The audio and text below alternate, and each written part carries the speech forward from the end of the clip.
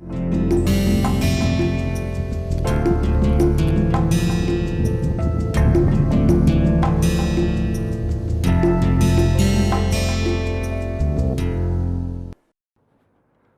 to the lecture on metal matrix composite fabricated through additive manufacturing process. This is part 4 and this is the last in this series of lecture. In this lecture, we will try to focus on factors affecting composite properties. We will see all the factors so that when you start using the process, you will understand each factor, what is its influence on the final output.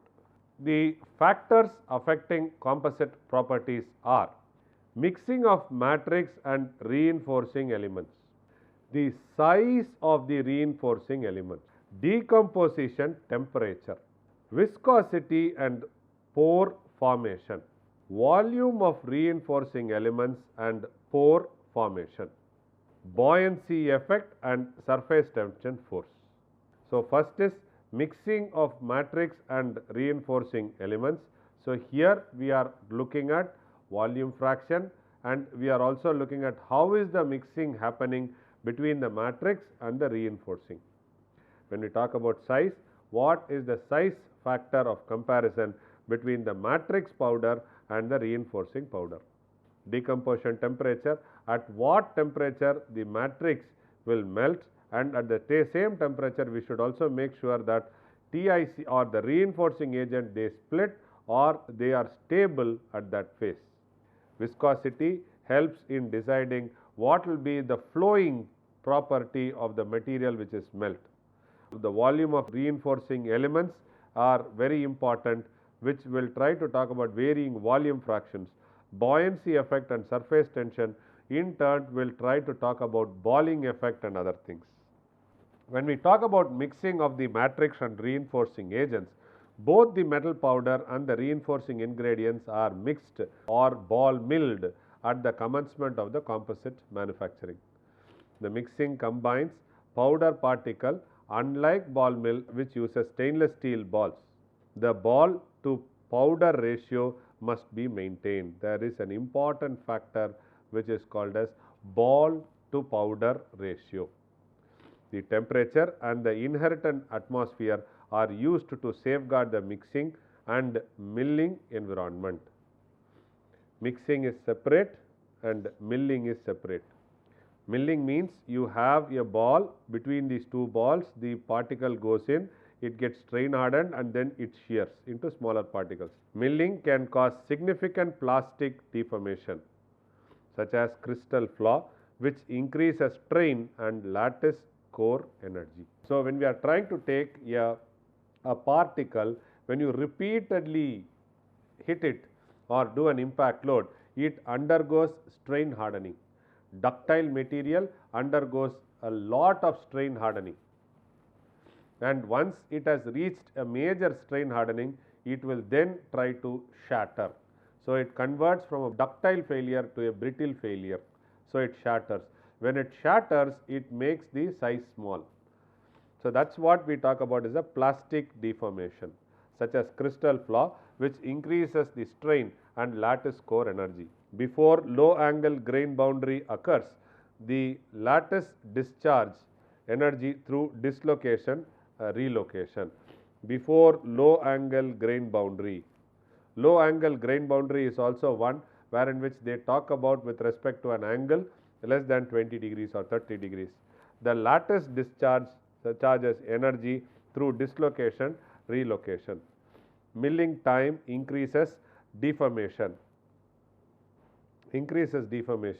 Subgrain boundaries, misorientation, increase dislocation density.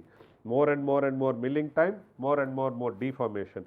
Deformation leads to subgrain boundary misorientation and increased dislocation density.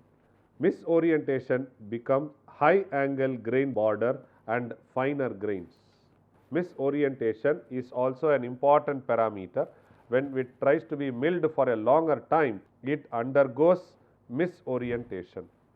Hard, small scale reinforcing material in a milling technique confined dislocation activities via Orovan bending, which amplifies dislocation density and speeds up the grain refinement.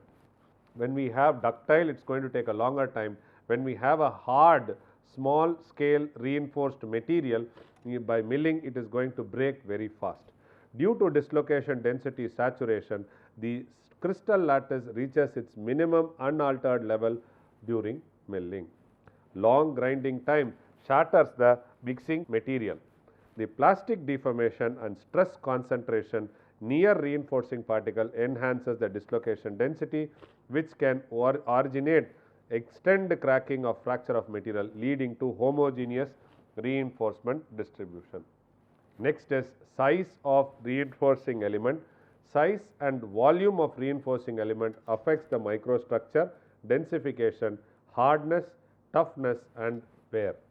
If the size between the metal powder and the reinforcing are in some ratio, if the matrix powder size is large and the reinforcing is small, then it becomes little easy for getting the required achievement. The composite with coarser elements have poor wear compared to that of finer parts, because when there is a coarser abrasive, so then what will happen is this coursing abrasive will have lot of ductility.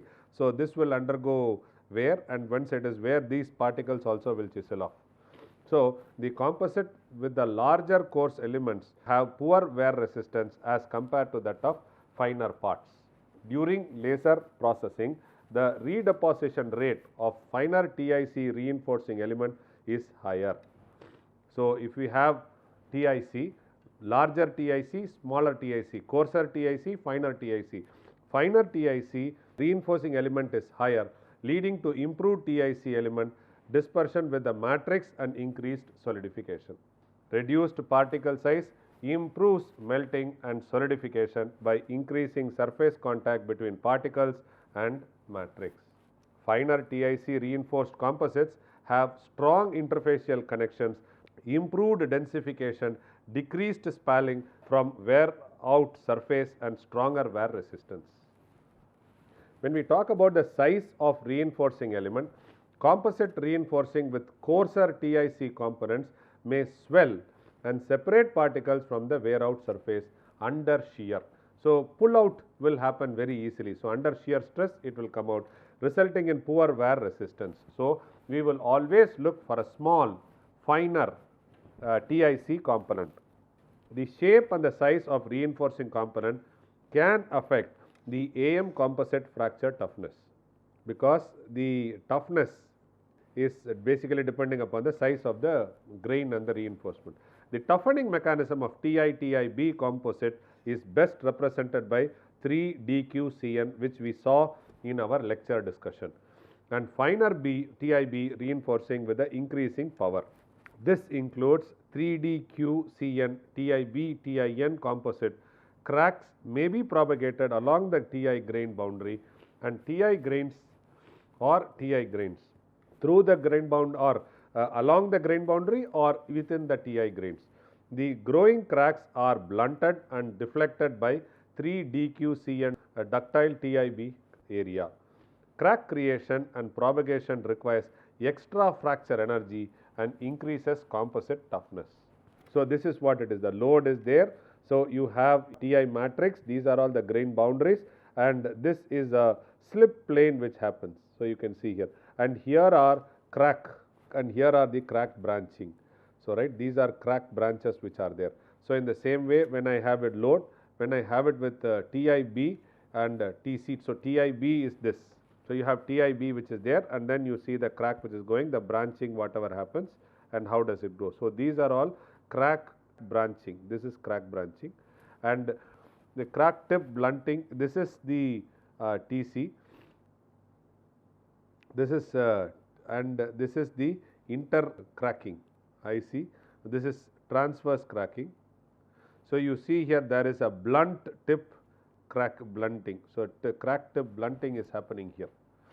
So, the size of the reinforcing element are more focused towards the TIB formation, coarse or fine, and then it tries to divert the crack and take it for a longer distance.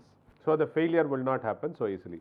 The third point of discussion is going to be composite temperature. Composite temperature or decomposition temperature. The reinforcing elements are occasionally combined with matrix powder before laser processing in AEM process.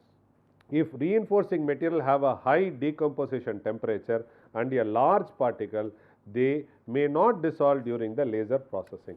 If they are high decomposition temperature, then they will not dissolve during the laser processing. A faulty interface may develop between the reinforcing element and the matrix for the reason of deficient wettability of reinforcing material, unequal thermal expansion coefficient of reinforcing and matrix material, oxidation layer formation on the undecomposed material surface.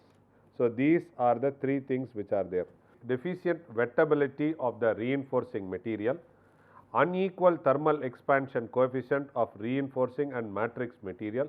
The third one is oxide layer formation on the undecomposed material surface. So, these three things are very important for creating a faulty interface. So, this faulty interface in turn depends upon the temperature. In situ reinforcement are better than ex situ reinforcement. Ex situ. So, ex situ is you mix it outside and then bring it to the process, but when we do in situ, it tries to take care everything within the material itself while the processing is going on. Reinforcing elements should be fine, thermodynamic stability and evenly distributed over the matrix. Viscosity and pore formation. Once the temperature comes, then the viscosity comes. A relative density of a composite varies with the process input parameter, including laser power and scanning speed, which can be supported by the liquid phase dynamic viscosity. Liquid phase dynamic viscosity, flowability and wettability.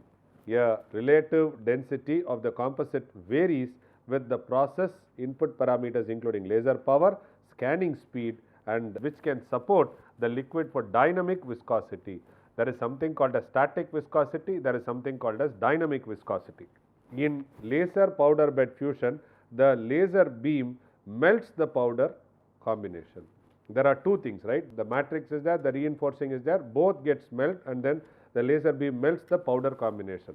The matrix alloy particles melt at a lower temperature, creating a swelling melting area which we have discussed in plenty. Reinforcing phase dissipate in the matrix alloy melt which can have a higher melting temperature. So, this reinforcing agent just moves in the melting area. Dissolved reinforcing phase increases melt viscosity and impedant flowability.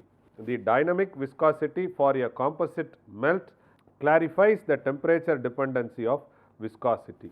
So, the dynamic viscosity for a composite melt clarifies the temperature dependency of viscosity. The lower laser, the viscosity and pore formation, the lower laser input power or higher scanning speed do not provide enough energy to heat the melt pool. This diminishes wettability and raises viscosity. They inhibit melt dispersion on the solidified layer, generating unequal interlayer pores. Printed pieces become less dense. This is also an important point.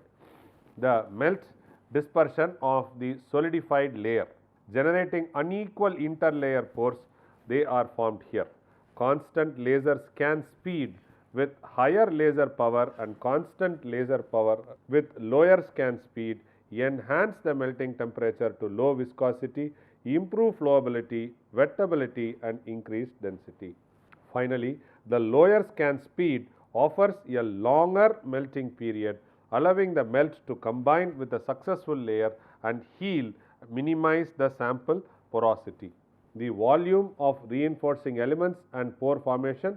What is the volume? The number of reinforcement particles present in a unit area. Faster solidification of liquid melts causes partial filling of gap in the melted area, causing pores. The melt pore dynamics allows asymmetric solidification due to various melting and solidification zones. With more reinforcing material, the melt pool surface tension and Marangoni flow gradient increases. As a liquid surface energy diminishes, The liquid melts, instability causes little droplet to spatter off its front.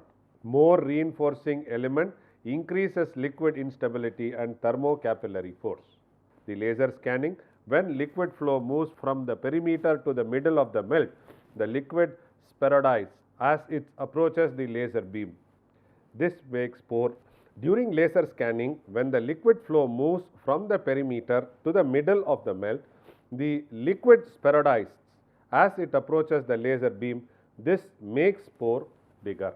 The surface tension and the melt viscosity becomes powerful enough to perturb and melt stream, resulting in heterogeneous heat and mass flow rate. The melting unsteadiness and balling increases, leading to reduced solidification density. What is balling? We discussed when we talked about the various parameters.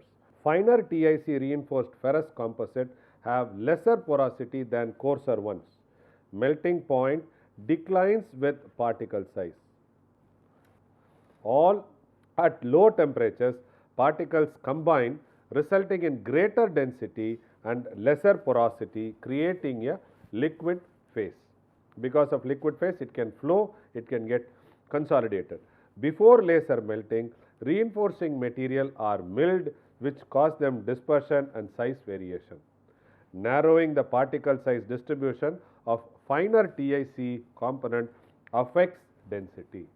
When coarse particles with a rough powder layer undergoes laser melting, the liquid melts, solidifies, phase is interrupted, resulting in irregular holes. So, liquid metal solidification phase is interrupted. The reduced surface area of coarse TIC component reduces wettability between reinforcement and matrix and reinforcement bonding consistency. When we discuss about buoyancy effect and surface tension, in laser additive manufacturing, fluid flow affects the geometry of the melt pool and do buoyancy effect and solid liquid gas surface tension. So, this is very important. There is a buoyancy effect. Beyond buoyancy force, flow forms are regulated by surface tension, which decrease with temperature. Laser Gaussian energy distribution says that the beam center has more energy than its perimeter, which is a fact. The difference in surface tension causes the melted liquid to flow from low to high surface tension, causing external flow. Therefore, Marangoni convection generates thermal capillary force as the key force to rearrange particles and can be written as Marangoni convection equal to delta gamma L divided by mu suffix D, where delta gamma is the difference between the surface tension of Marangoni flow and L is the length of the free surface, and dynamic viscosity is nu D and D is the diffusion constant of element causing the surface tension difference. The buoyancy effect and surface tension. In A, you can see the influence of Marangoni flow, outward flow, and this is end of the edges of the melt pool. This is what it is, outward flow Marangoni, and this is on the top surface, this is on the side view. The surface tension reduces drastically with respect to temperature. Next is B. B is the TIC particle under intensified energy through laser. So, this is the Gaussian distribution of the laser. This is the grain boundary. These are agglomerated TIC particles which are there. The grain boundary gamma matrix is this. Next is TIC particles are distributed in gamma matrix. So, this is the grain and these are the reinforcement and this is the gamma matrix, and the reinforcement of TIC is here and this is what is the grain boundary. So, TIC particles are distributed in the gamma matrix. More grains with uniformly distributed TIC particles are here. So, you can see gamma matrix, these are the grains and this is uniformly distributed near spherical TIC particles are here. These are the near TIC particles. So, these are the four things which is very nicely drafted here, which talks about buoyancy force and surface tension. Surface tension decreases with temperature, which tries to talk about how is the TIC particles getting fabricated in laser powder bed fusion. then TIC particles distributed in gamma, and more grains and uniform distribution of TIC particles. As the particle distance drops, van der Waals forces increase, intensifying particle clustering. At increasing energy density, the melt pool temperature rises, rising the Marangoni flow and the capillary force and wettability. The combined capillary and thermal forces are greater than the van der Waals force. The combined capillary and thermal forces are greater than the van der Waals force. Why is that important? You can go back here. As the particle distance drops, the van der Waals force increases, intensifying particle clustering. Now, the counter to it is the combined of capillary and thermal force are greater than the van der Waals force. Reinforcing components cannot overcome this energy barrier to unite, causing uniform matrix distribution. So, in this metal matrix composite and additive manufacturing, you have so many phenomena which come into existence, thus providing you a sound quality output. So, points to ponder, what all have we seen in this lecture? 4 lectures. Methods that have been used to make metal matrix composite in the past, then metal matrix composite and additive manufacturing difficulty and changes, putting together composite materials such as mechanical milling. So, then we have seen 4 alloys, metal matrix composites which are made: iron matrix, titanium matrix, aluminum matrix and nickel matrix. And the last we saw factors affecting the property of the composite material fabricated through AM. Try to figure out the advantage of using metal matrix composite in AM industry, and Google list the challenges of printing metal matrix composite. These 2 are the assignments from this lecture. Thank you very much.